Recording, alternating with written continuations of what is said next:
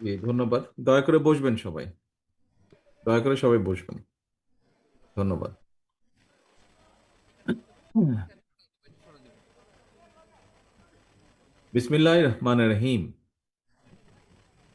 শিক্ষা, সাহিত্য, সংস্কৃতি আর ঐতিহ্যের উত্তরাধিকার ঐতিহাসিক ময়মনসিংহ জেলায় আজকের আয়োজিত ক্ষুদ্র জনগোষ্ঠী জাতীয় প্রতিনিধি সমাবেশের সম্মানিত সভাপতি মিস্টার মৃগেন হাগিদক,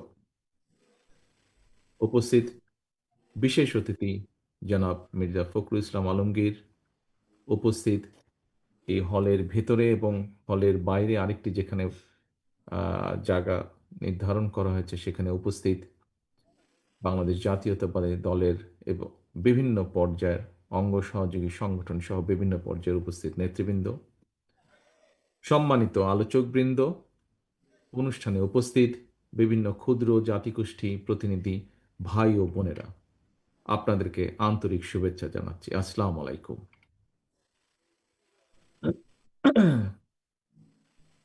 গারো, হাজং, বানাই, কোচ, ক্ষত্রিয়, সাঁওতাল, ওরাং, মালো, মাহাতো, খাসিয়া, পাত্র এবং মণিপুরী সহ বাংলাদেশে বিশেষ করে সমতল ভূমিতে বসবাসরত বিভিন্ন ক্ষুদ্র জনগোষ্ঠীর বিদ্যমান সমস্যা, সম্ভাবনা এবং করণীয় সম্পর্কে আমাদের আজকের এই অনুষ্ঠানের বিভিন্ন আলোচকবৃন্দ তাদের আলোচনার মাধ্যমে অনেক গুরুত্বপূর্ণ বিষয়গুলো আমাদের সামনে উপস্থাপন করেছেন।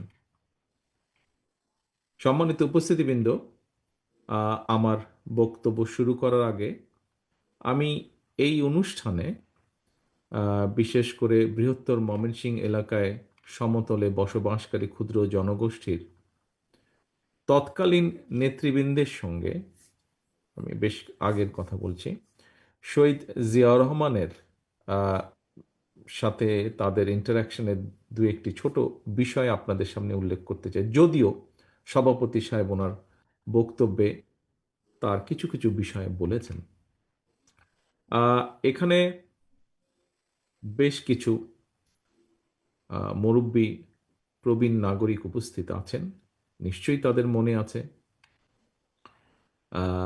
যারা বক্তব্য রেখেছেন তাদের ভিতরেও প্রবীণ নাগরিক আছেন, তাদের মধ্যে সভাপতি সাহেব সহ দু একজন উল্লেখ করেছেন 1976-77 সালের দিকে শহীদ রাষ্ট্রপতি জিয়াউর রহমানের সঙ্গে বৃহৎ